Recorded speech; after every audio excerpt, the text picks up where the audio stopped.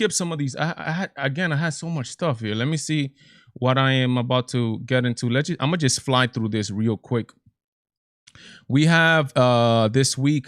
They killed somebody, right? They killed this man.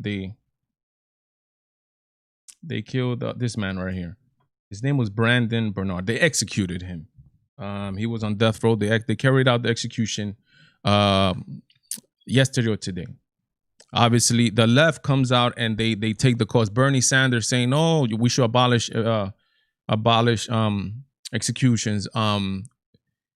Alexandria Ocasio-Cortez comes out, abolish executions, abolish the death penalty, which sounds like a noble cause if they weren't so hypocritical and so flip-flopping about their stance. They're like, abolish us killing criminals, like legit criminals. But babies, no, babies, yeah, you could murder those. Murder the babies, but save the criminals. Like, does that make any sense whatsoever? And then the question comes up, like, for example, for us Christians, right, who say, there's a huge belief in Christian circles where they say, yeah, thou shalt not, murder. Thou shalt not. Only God has the power to murder. That's the main belief in Christian circles. But is that something that is biblically supported? Is that a stance that we could say, okay, we should not murder? Like, obviously, execution is served for the worst of the worst, right? Nobody is happy when there is an execution. But sadly, some human beings might need to be facing a death, literally, to change their ways. This guy here, he has a cross on his shirt. Maybe he converted in church. In jail. Maybe he converted in jail, which is a great thing. If he was a Christian, there's no worry. He will be going to heaven. But he murdered actually 2 Christians right here. Shot this guy right here and shot this woman, put her in the back of the trunk. I don't think he was the one that pulled the trigger, but they shot. It was like a whole bunch, like 4 of them. And one got actually executed September, and now this one.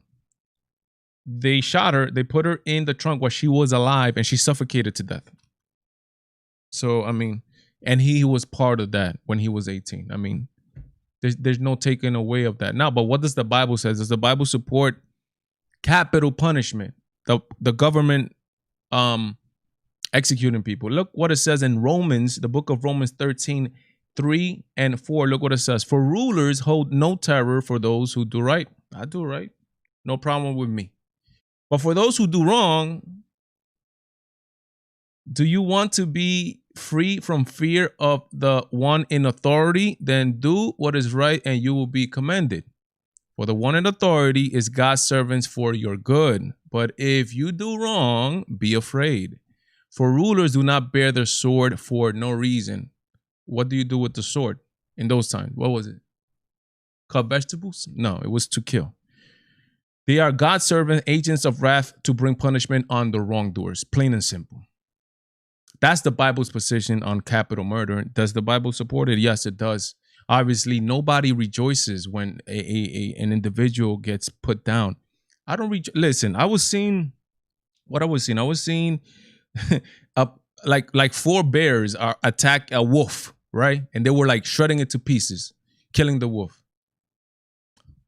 I don't even want to see that. I'm one of those people that I'm very, I don't like to see gory. I don't like to see death. I don't like to see broken arms, fingers, blood. I don't like to see none of that stuff. Don't show it to me because I don't want to see it. Nobody's happy when none of this happens. But sadly, this might be the only way this individual gets saved. It also serves as a deterrent for other individuals to not do it, not to commit these crimes that they constantly committing. They're still committing. There's the death penalty is out there, yet they are still constantly committing these crimes. And the leftists are, save these criminals, save them, and kill the babies. It makes no sense. But again, what do you expect from Democrats?